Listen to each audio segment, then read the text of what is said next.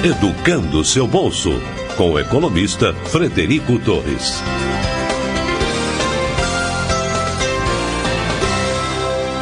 Olá, seja bem-vindo a mais um episódio do nosso podcast. Eu estou aqui hoje com o Carlos da SolarTech.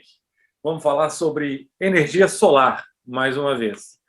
Está todo mundo aí sofrendo com o aumento da conta de luz, as bandeiras tarifárias aí salgadíssimas, parecendo mais aquela comida que você errou o ponto ali, tão salgado, tão, a inflação da energia elétrica está o dobro da inflação média, que já está alta, né?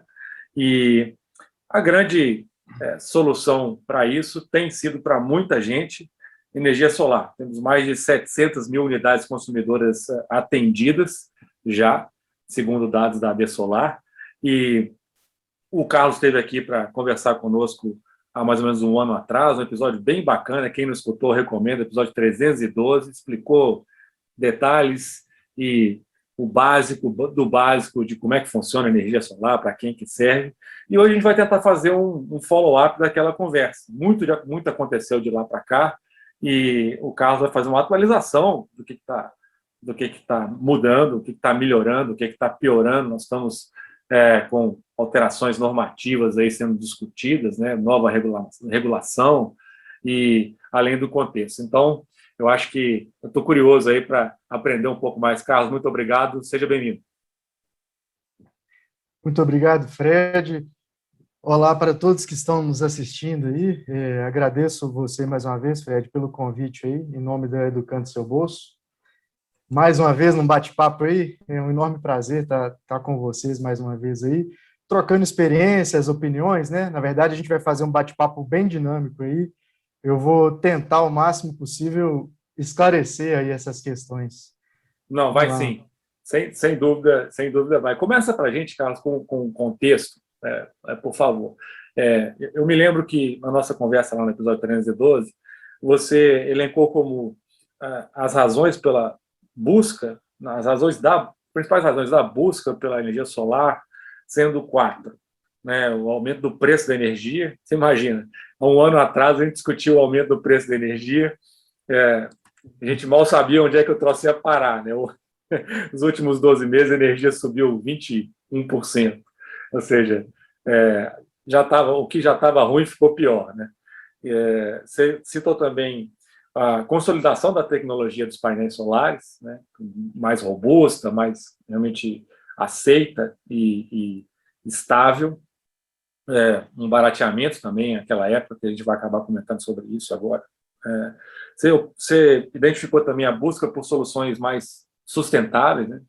A energia solar é uma alternativa de alta sustentabilidade, baixa emissão de carbono, né? Quer dizer, para quem está preocupado com o meio ambiente, isso é uma boa saída. E também você citou aquela época aumento nas fontes de financiamento, né? Para quem não tem a grana para investir na instalação do sistema, e a redução nas taxas de juros. Me parece, a minha opinião de leigo, já dou meu chute aqui e solto a bola para quem conhece. Me parece que todas essas razões continuam valendo e talvez ainda, né, com ainda mais peso. É por aí? O Fred, é isso mesmo. Você trazendo todas essas questões aí que a gente conversou aproximadamente há um ano atrás, absurdamente as questões são muito parecidas com os dias de hoje. Eu nem vou repetir tudo que você falou aí, muito bem explanado, mas algumas delas ainda se intensificaram ainda mais aí, como um grande exemplo aí, essa disparidade no custo, né, um aumento aí bastante pesado na energia, né, o que está trazendo ainda pessoas aí, clientes, cada vez mais se interessarem, né, consumidores da energia elétrica de maneira geral, tanto comerciais, industriais, residenciais, enfim, está todo mundo sofrendo literalmente no bolso aí, né? Eu acho que hoje em dia o que houve um agravamento ainda maior com relação a esse ano atrás foi essa questão. A energia encareceu e muito, né? Sim, sim.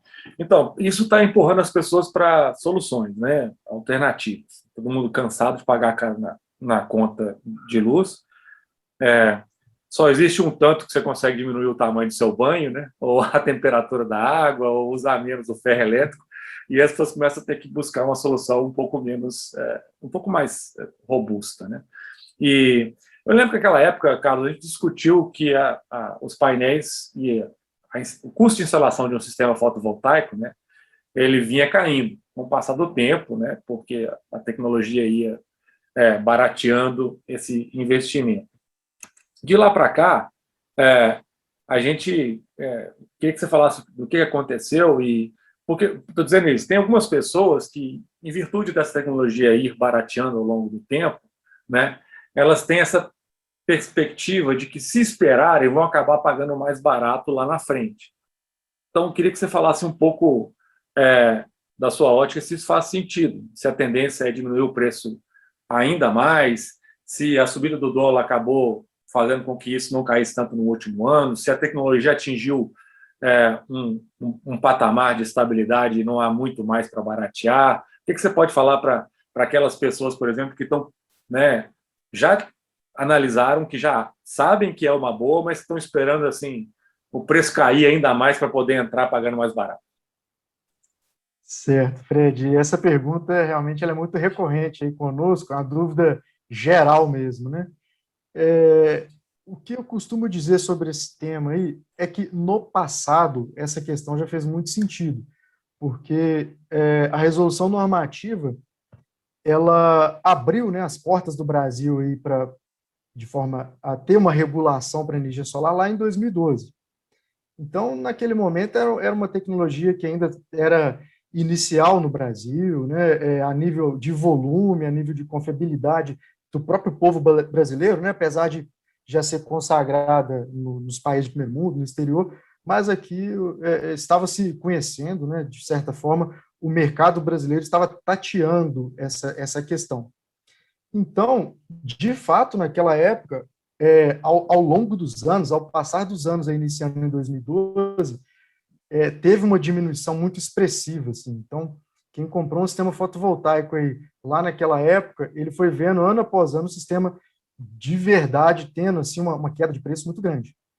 Mas, nesse momento atual, eu entendo que a realidade é outra.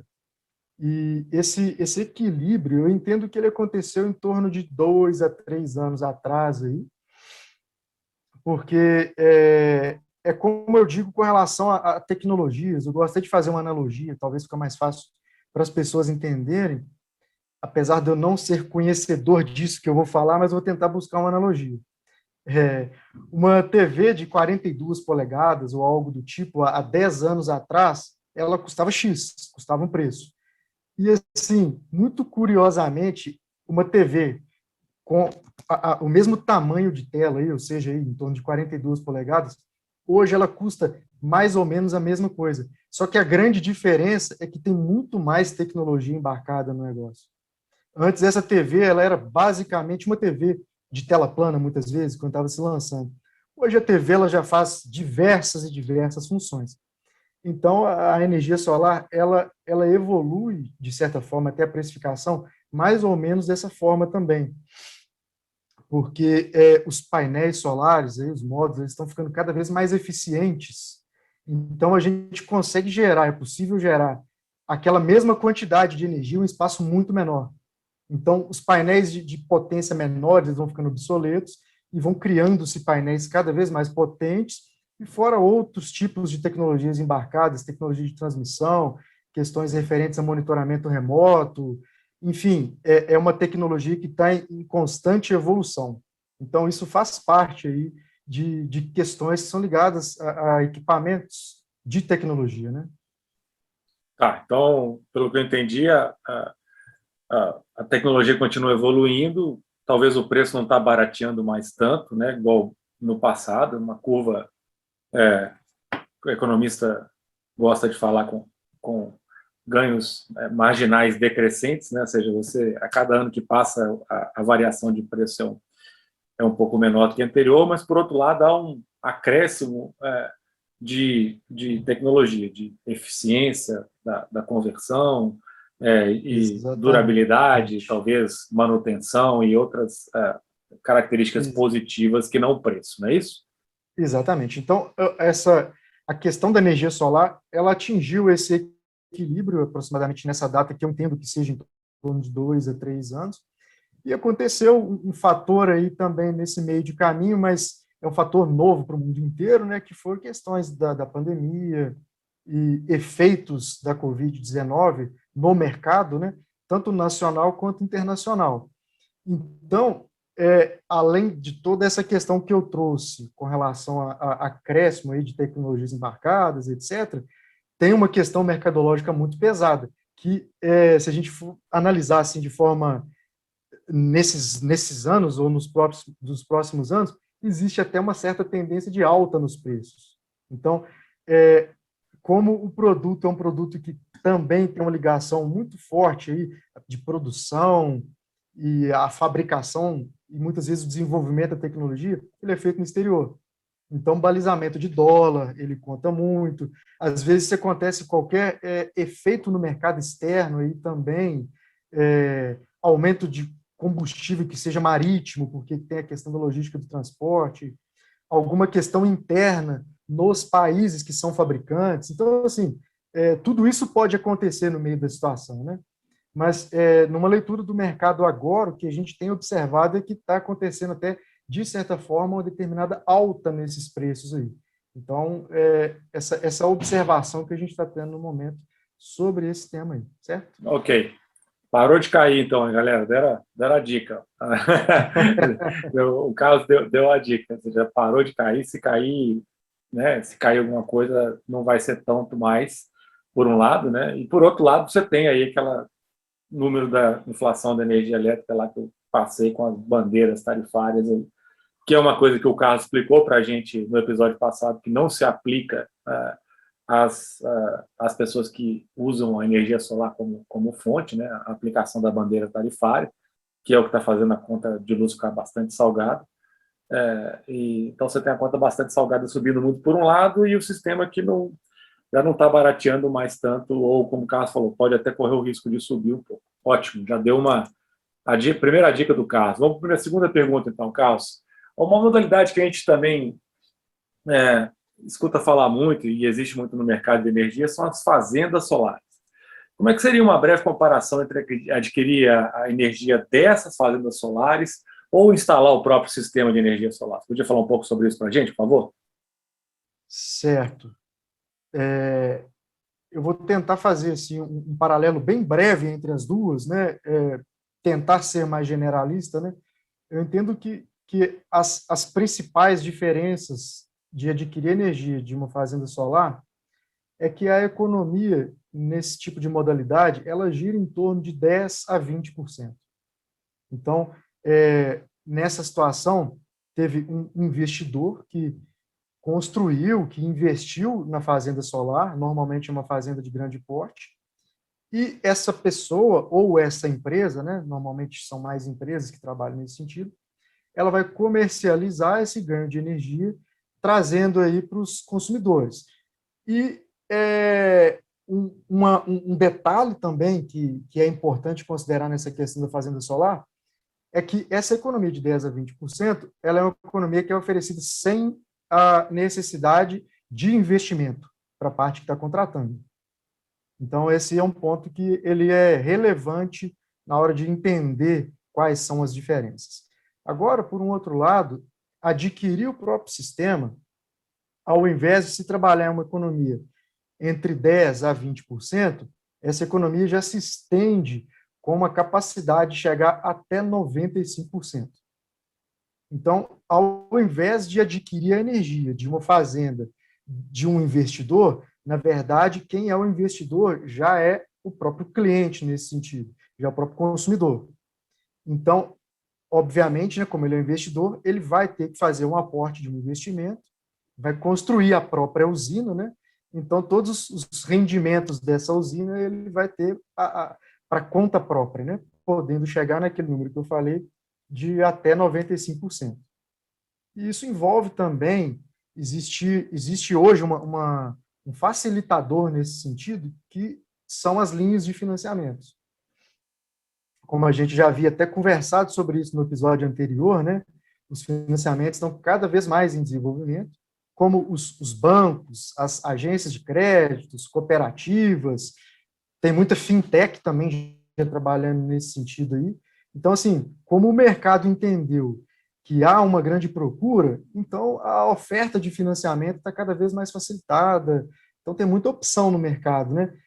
Com juros, na medida do possível, mais baixos que outras questões do mercado, né? Com prazos mais estendidos.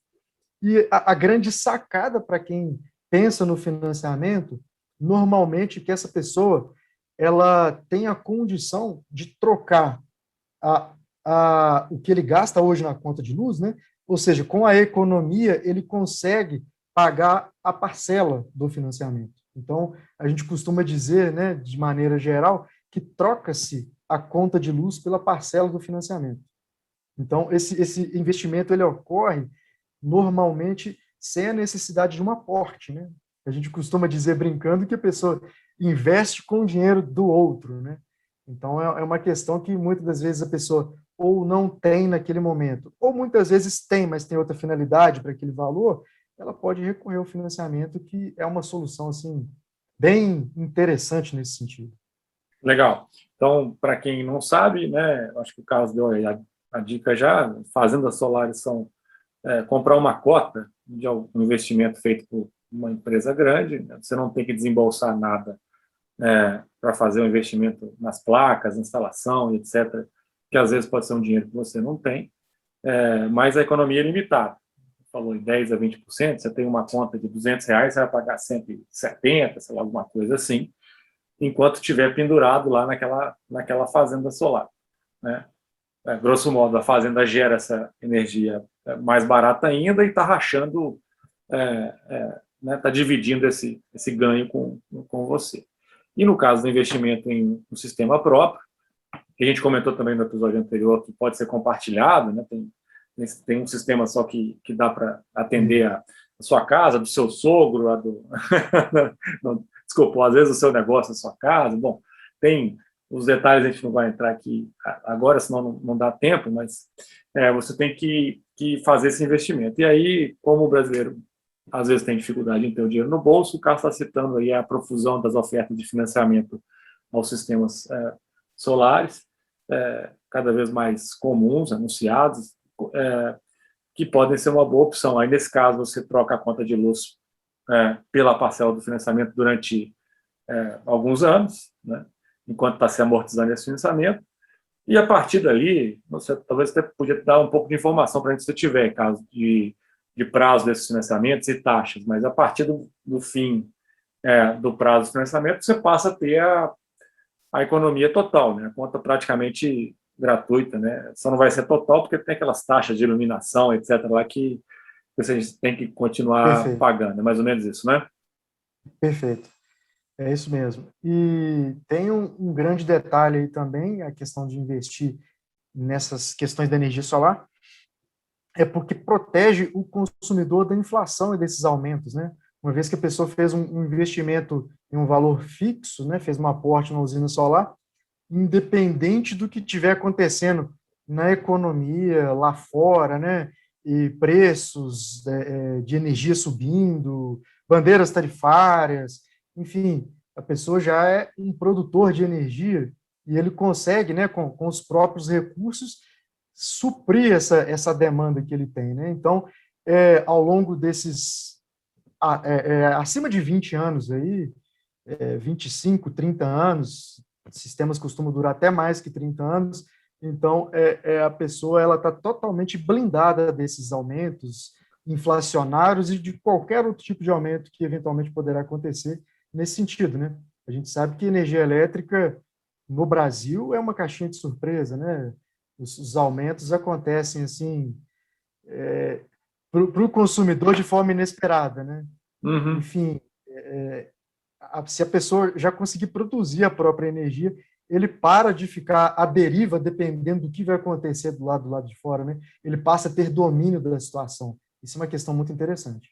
Não, legal. Você está falando é que você trava o teu preço do quilowatt-hora mesmo, é isso? A unidade que vocês costumam trabalhar, não é isso? Exatamente, exatamente. Aos poucos o Carlos está me adestrando aí para falar a terminologia correta aí. Estou tropeçando menos com o passar do tempo aí. Mas, Carlos, você tem alguma... Dá para a gente falar de ordem de grandeza de prazo desses financiamentos e taxas, igual eu falei, ou a gente deixa para colocar isso na parte escrita do post Não, que vai acompanhar o áudio? eu posso falar, na verdade, existe uma abrangência muito grande, porque tem diversas classificações, né? A rural, que normalmente é a mais subsidiada, que costuma ser algo em torno aí de 0,5%, a partir de 0,5% ao ano, né? E taxas assim, chegando aí a nível residencial, né, em torno de 1,2%, 1 a 1,2%, assim, ao mês, na Ao verdade, mês, né? ao mês, de Ao meio mês, até 1,2% ao mês. Ao mês. Eu falei ao ano para Rural, mas é ao mês também. rural. Deixa eu corrigir o que eu falei, é ao mês, né? Ao Não, mês, não. 0,4 para rural e na casa de 1 a 1,2 aí ao mês para comercial ou residencial. Ou seja, taxas bem razoáveis, né? São taxas bem abaixo do que as pessoas conseguem tomar empréstimos ou mesmo fazer financiamentos, por exemplo, aí de carro é mais caro que isso, de casa aí vai depender, né? Provavelmente não, mas Depende um pouco, né? Depende. E assim, isso a gente falou de taxas, né? Mas o que acontece também é que normalmente esses prazos aí, o sistema do financiamento ele foi desenhado ao longo do tempo, é também uma questão nova, para ele buscar uma forma de encaixe também para a pessoa fazer essa compatibilização com a conta de energia. Hoje, os financiamentos padrões aí costumam ter 5, 6 anos, né, que é o tempo que a pessoa vai pagar de forma a amortizar esses números iguais. Né? Houve uma evolução também, que anteriormente, quando foram lançados, aí, esses prazos eram menores. Legal. O rural chega até 10, 12 anos. Então, sempre para o rural é tudo muito diferenciado. Né? Legal. O que você está dizendo é que as próprias instituições financeiras, bancos, cooperativas, etc., foram alongando os prazos desses financiamentos de forma que as prestações pudessem ser as mais próximas possíveis ao valor da conta de energia elétrica que o financiado, né, que o credor, que o devedor já vai pagar. Ótimo. Está olhando a ótica do cliente. Né? O cara está precisando de economizar, não faz muito sentido ele passar a pagar o dobro em parcela do que ele pagava na conta. Legal. Exatamente. Então se eu for estimar, eu estou falando que os financiamentos tudo muito novo, né, nesse setor. Eles começaram aí a efetivamente estar no mercado há uns 4 anos, 3 anos. Então, assim, nós começamos a trabalhar com energia solar muito antes de ter financiamento. Aí você imagina o tanto que a gente sofria, né? Porque essa solução antes não existia, né? Ou o consumidor tinha o valor, né, o dinheiro para fazer investimento, ou não fazia investimento, né? Então, essa solução foi acontecendo ao longo do tempo e ela está em constante evolução também. Legal, perfeito. Você deu um bom panorama aí, grossos números aí, de que o financiamento existe, é longo, está amplamente sendo ofertado, provavelmente o banco com o qual você se relaciona possui uma linha dessas, e as taxas são razoáveis, e o mais importante, né, fazem com que você troque a tua a tua conta de energia elétrica pela prestação do financiamento durante 5 ou 6 anos, e depois, como o Carlos falou, os sistemas têm durabilidade aí de 25, nos outros 20, né, você pode ficar tranquilo aí com um gasto bem menor. Maravilha, Carlos. Deixa eu te passar para a terceira pergunta que a gente tem, que tem a ver com uma discussão normativa, né, que eu anunciei no começo da nossa conversa, de regulamentação, que é noticiado muito ultimamente na mídia, aí, é a taxação da energia solar. Né, parece ter um projeto de lei, e toda hora entra uma notícia de que vai taxar, a gente conversou em off uma época que você me disse que era o uso do fio, né, aquela energia que você gera na sua casa, mas que você não usa imediatamente, que faz o upload. Vou usar o termo do upload aqui, que é o termo da informática, a galera está mais acostumada. Você, né, carrega na rede da distribuidora, Fala um pouquinho para nós sobre essa história da alteração normativa, prós e contras, né? Me parece que existem prós e contras dessa discussão. Certo. Então, esse é um tema que, de fato, ele foi de grande repercussão nacional aí no setor energético e chamou a atenção de muitos consumidores, muita gente que estava antenada ou interessada, curiosa, né, em energia solar. Então, trazendo assim, em poucos minutos aí um resumo, existe aí um projeto de lei, que é um PL 5829, que ele, atualmente, ele está aprovado, foi aprovado na Câmara dos Deputados, foi uma aprovação recente aí, foi nos últimos 30 dias que isso aconteceu. Ele atualmente está agora no Senado para as avaliações, para as votações, né? E após o Senado, ele tem ainda o rito, né, de passar pela sanção presidencial para aí sim, esse projeto de lei que caminha entre as casas, né, ele se transformar efetivamente em uma lei, né? Ele deixa de ser um projeto de lei e passa a ser uma lei. Existe, sim, uma grande tendência, que é uma análise assim, feita até pelo mercado de energia solar, que esse projeto deve ser aprovado pelo Senado, acredita-se que deve ser aprovado, e também que não haverá maiores problemas para acontecer a sanção presidencial. E, assim, tudo acontecendo de forma que está se prevê acontecer, final desse ano, início do próximo ano, esse projeto de lei muito provavelmente vai virar uma lei. É claro que isso não é uma promessa, é um negócio que depende ainda de passar por determinados ritos, né? Isso é um estudo que a gente tem aí em função do que aconteceu até o momento. Então, assim, como o Fred trouxe aí, em suma, ele existe um ponto onde ele trouxe uma previsão de taxação para esse fio B, que é onde seria componente aí de transmissão da energia elétrica, que hoje ela não tem uma tarifação. Hoje, se o consumidor injeta na rede 100%, ele vai ter esse mesmo 100% de retorno. O que vai acontecer é que esse valor ele não será mais ressarcido nessa totalidade, e sim vai ter um desconto nesse retorno da energia. Então, assim, eu nem vou falar de números sobre isso, não, Fred, porque ele é escalonável, ele é variável. Então, assim, a única coisa que eu posso trazer para o momento é que também, em um estudo que foi feito, apesar de ter essa tarifação, esse número não vai ser tão pesado ou tão significativo que vai passar a inviabilizar o investimento no setor. Então, isso foi uma luta que tem acontecido do nosso setor da energia solar aí para trazer esse projeto de lei até onde está, justamente para não acontecer grandes perdas nesse sentido, né? Senão ia sair todo mundo perdendo, né? Consumidores, todo o setor, né? Nesse sentido, em algo que não faria muito sentido de forma geral, né? Ainda mais considerando esse cenário de déficit energético, né? De falta de energia que a gente está no momento.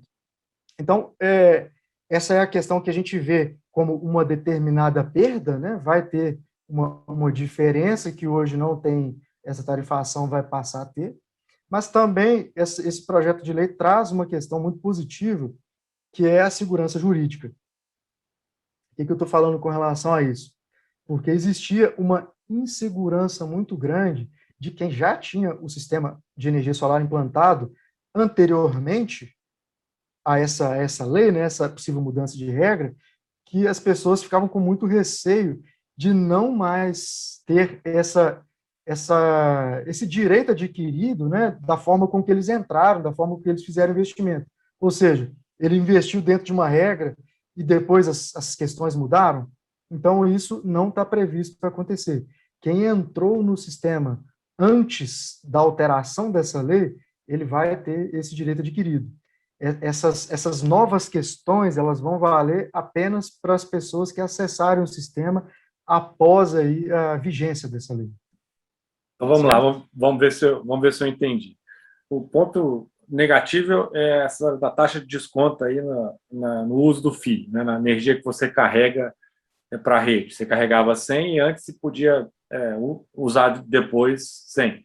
Para quem não está acompanhando, você gera energia solar durante 6, 7 horas por dia e usa energia na sua casa durante 14, 15 horas por dia. Né? Então, durante as horas que você não está gerando, você está usando a energia proveniente da redistribuição da companhia energética que possa estar afiliado. Né? Então, você carregava 100 durante as 6, 7 horas e descarregava 100. Agora, o que o Carlos está falando, parece que é um consenso, pelo que eu entendi também nas discussões legislativas, né? Já passou na Câmara, mas parece que já está meio que combinado com o Senado e a presidência, de que você vai carregar 100 e vai descarregar 95, sei lá. Como ele falou, tem detalhes para dar, né, escalonado, depende de uma opção de coisa que a gente não tem tempo para entrar no detalhe aqui, mas que seja 90, alguma coisa assim. Né? Mas isso, agora que você falou, né, assim, se aplica só aos novos entrantes ou, por exemplo, se eu contratar agora um sistema solar com a SolarTech, instalarmos agora no mês de outubro, aqui de 2021, né, a gente está gravando esse episódio, e a lei for sancionada lá no fim do ano, dezembro, janeiro, etc., isso me atinge? Então, o sistema ele tem ainda algo que eu não trouxe, que também ele complementa a resposta dessa pergunta que você trouxe aí. Ele tem ainda o que se chama de vacância de 12 meses após essa lei entrar em vigor. Então, hipoteticamente, vamos dizer que essa lei vai entrar em vigor em janeiro de 2022, que é uma data até assim imaginada para isso acontecer, ou próxima a ela. Então, ainda vão ter 12 meses, ou seja, essa lei, essa tarifação, vai passar a acontecer a partir de janeiro de 2023. Então, os consumidores ainda vão ter 12 meses para poder entrar no sistema sem ter esse efeito dessa tarifação aí. Então, essa é uma questão que também foi algo que o setor lutou para que fosse incluído, para ter também um tempo de resposta entre as pessoas, né, para aumentar a gama aí dos entrantes e pessoas que iriam aderir ao sistema de energia solar, e não ser uma questão assim totalmente repentina de um dia para o outro, quando essa lei entrasse em vigor. Então, Carlos, não tem que ter medo, né? Quem está interessado em ter um sistema, investir no sistema, em fazer geração de energia solar, né, o nosso ouvinte aí que está interessado em economizar na conta de energia, não tem que ficar com medo, porque mesmo depois que é aprovado, parece que, pelo que você está falando, tem aí uma carência, né, um prazo até que isso entre em vigor, que 12 meses é um prazo mais do que suficiente para você fazer esse investimento. Né, assim, e ainda não ter que pagar essa tarifa, vamos dizer assim, do uso do fio, da carga de energia elétrica. Eu achei que os riscos eram maiores, achei que as possibilidades de inviabilizar, né, financeiramente esse investimento com a discussão normativa fossem mais pesadas, né, mais prováveis. Assim. Se é mais ou menos, grosso modo, o que você está falando, para mim continua aquela conclusão geral do nosso podcast atrás, um ano atrás, lá 312, de que é um investimento ainda com um custo-benefício ainda melhor, agora que a energia está tarifada 20% a mais com a história das bandeiras, que, mais uma vez, não se aplica a solar. É uma conclusão meio grosseira demais ou resumidamente, dá para falar isso? Não, resumidamente é isso mesmo. A vantagem vai continuar existindo, né? E a gente não tem dúvida com relação a isso, né? Foi uma luta do setor. A gente entende que esse foi um ganho, porque os percentuais que estavam sendo pleiteados por um outro lado, onde estava querendo uma tarifação maior, eles eram absurdos. Eles iam totalmente inviabilizar. Então, a gente entende que esses percentuais praticamente irrisórios ou muito pequenos, ele foi um ganho aí para a energia solar e para o desenvolvimento aí, desse setor no Brasil, né, que a gente entende que tem muito a acrescentar em diversos sentidos, né? Então, é aquela questão.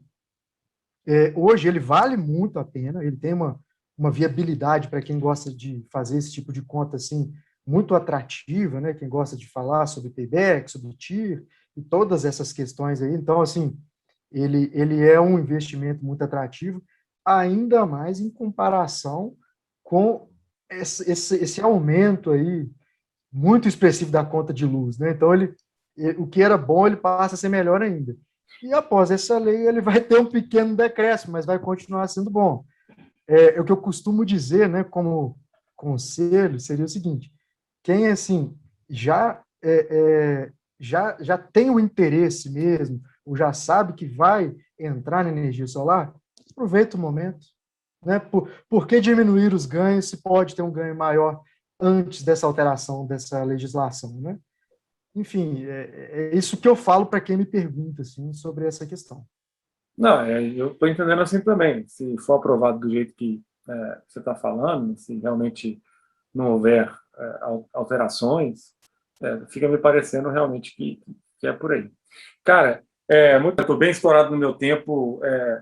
Eu acho que vou fazer meu resuminho aqui e vou deixar para suas considerações finais, cara. Assim, para mim é o seguinte: no Brasil, quando não chove, venta, né? Mas sol tem o ano inteiro. É Então, isso se mesmo. chover ou ventando, vai ter sol. Eu estou cada vez mais comprado nessa história do solar, cada vez mais parecendo realmente uma solução muito, muito robusta, né? Muito válida, todos os aspectos que a gente discutiu, seja nessa conversa, seja na anterior. E, sei lá, espero ter podido esclarecer para as pessoas aí a maioria das dúvidas que elas têm no conjunto desses dois bate-papos contigo. Te agradeço de novo, mais uma vez, pela disponibilidade de vir aqui compartilhar o conhecimento conosco. E deixo para suas considerações finais, alguma coisa que você gostaria de esclarecer ainda. Você falou, né? É tanto assunto que até é difícil, mas alguma coisa mais rápida, fique à vontade, por favor. Certo, eu vou só terminar com uma reflexão mesmo, que seria interessante nós aproveitarmos que a gente está no Brasil, que é o país do sol, né? Então, a gente tem muito potencial aqui, né? E para complementar essa questão, que eu costumo dizer que a energia solar, ela não é a energia do futuro mais, ela é a energia do presente, né? Então, ela está no alcance de todos aí, de alguma forma, se der um jeitinho, se tiver um interesse, acaba conseguindo adquirir, de certa forma, né? A gente está à disposição também para bater um papo no que precisar. E, no mais, eu quero agradecer aí mais uma vez por esse convite, ô Fred, que fez super gostoso aqui esse bate-papo, acaba ficando um bate-papo informal, né? A gente quebra aquelas formalidades e, para mim, isso é uma maravilha demais, sabe? E eu quero agradecer em especial quem chegou até aqui ouvindo, né? Quem vai estar ouvindo até aqui, agradecer a paciência aí, né? E quem chegou até aqui é porque, de fato, estava interessado no tema, né? Então, eu quero agradecer essa paciência aí com a gente, né? E dizer que eu estou sempre à disposição, tanto para você, Fred, equipe Educando Seu Bolso, e para quem dos ouvintes aí tiver interesse, tiver alguma dúvida a mais, o tema é muito extenso, né? É isso Maravilha. aí. Maravilha, obrigado, cara. Como sempre, né, junto com esse áudio vai acompanhar um post escrito com mais detalhes e quem quiser, por favor, que consulte lá. Um abraço, Carlos, até a próxima, cara. Valeu, Fred, muito Valeu. obrigado. Tchau, tchau.